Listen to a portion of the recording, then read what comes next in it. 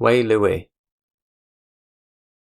Between the years 239 and 265, within the Taowei state, an unofficial historian named Huan wrote a text called the Weilüe, which means a brief account of Wei.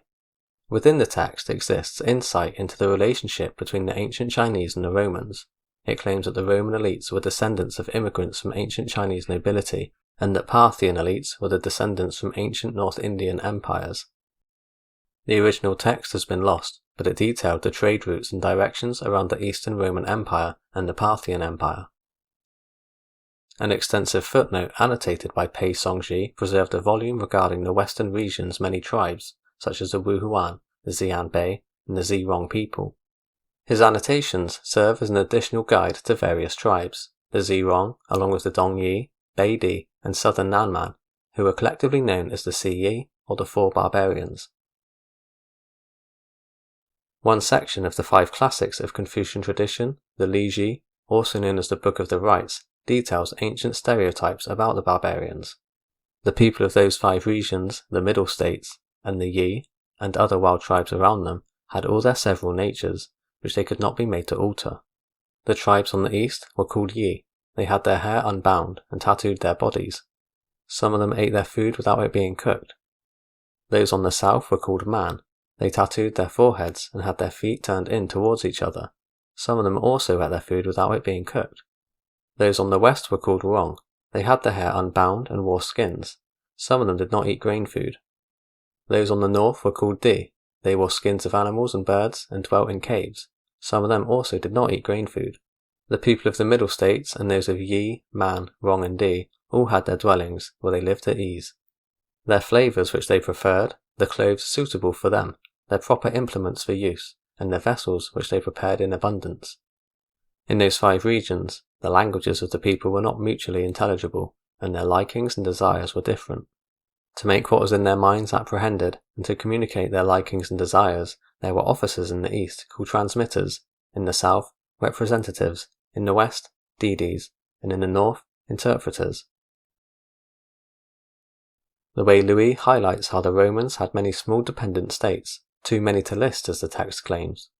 It mentions the city of Alexandria in modern-day Iraq, Damascus of Syria, and Pei Songzhi's annotations describe in detail the people of the Roman Egyptian province. The people are given to planting on the fields all kinds of grain. Their domestic animals are the horse, the donkey, the mule, the camel, and the mulberry silk worm. There are many jugglers who can issue fire from their mouths, bind and release themselves, and dance on 20 bulls.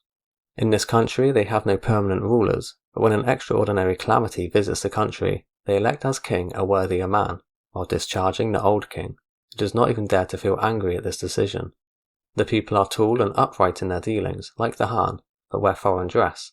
They call their country another Middle Kingdom. Huan's sources are not cited, and he apparently never left China, so people have presumed his details come from traders from the Roman Empire, known to the ancient Chinese as the Dashin. Much of his information arrived well before his time, and can also be found within the Book of Han, the Book of Later Han, and the records of the Grand Historian, the latter being started by Sima Tan and finished by his son Sima Xian. Although the Wailui repeats previously recorded Han history, it also offers new and generally trusted material, mostly from the 2nd and early 3rd centuries. In volumes 33 to 58 it details the use of trade routes of that time, and also suggests that some or all of the new information came from sailors. Land communications between China and the Dashin continued relatively uninterrupted throughout the Taowei period, after the Han dynasty collapsed. One of the details which Huan recorded has also been officially recorded elsewhere in the Book of Liang some 500 years later. The record details a merchant from the Roman Empire who in 226 arrived at Xiaozi and was sent to meet with Sun Quan of Wu. Quan asked him for a report on his native country and its people, whereafter an expedition was mounted to accompany the merchant back home. He went along with 10 female and 10 male blackish-coloured dwarves, which the merchant had requested as a curiosity. A Chinese officer also accompanied him, but died en route. Within Zhong Hills, the kingdom of the Dashin is written in the year 166 under Emperor Huan. The king of the Dashin, Marcus Aurelius, sent envoys from the frontiers through Renan Commandery to offer elephant tusks, rhinoceros horns, and turtle shells. This was the very first time there was a direct communication between the two powers of the two countries. The tribute was considered neither precious nor rare, raising suspicion that the accounts of the envoys may be exaggerated. It's said that leaving Parthia by the land route, you circle north of the sea to get to Egypt, Roman territory. The population there was dense. Almost every 5 kilometers there's a postal stage. But there are many ferocious tigers and lions on the road that obstruct and kill travellers. If the caravans don't have more than 100 men carrying arms, they will be devoured. The Daqin Pagoda is a Buddhist tiered tower in a county near Chang'an.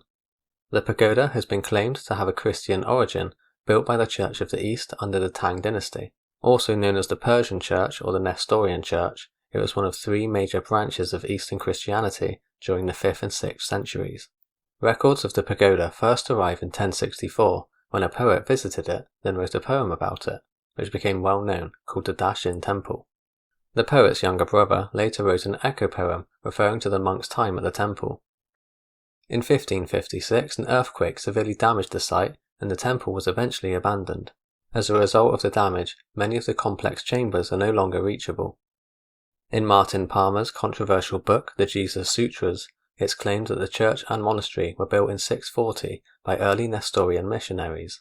Dashin is the name used for the Roman Empire in the 1st and 2nd centuries, but by the mid-9th century it was also used to refer to the missionary churches. Supporters of the claim have drawn attention to a supposed depiction of Jonah on the walls of Nineveh and a nativity scene depicting Jesus' birth. The east-facing orientation of the church also contradicts Taoist or Buddhist complexes which face south or north respectively. Despite the publicity that Palmer's claims have received, such as the pagoda and himself appearing on a 2009 BBC programme, A History of Christianity, they remain controversial and have been dismissed by many other academics. If you enjoyed this video, don't forget to hit that like and subscribe button, and I'll see you next time.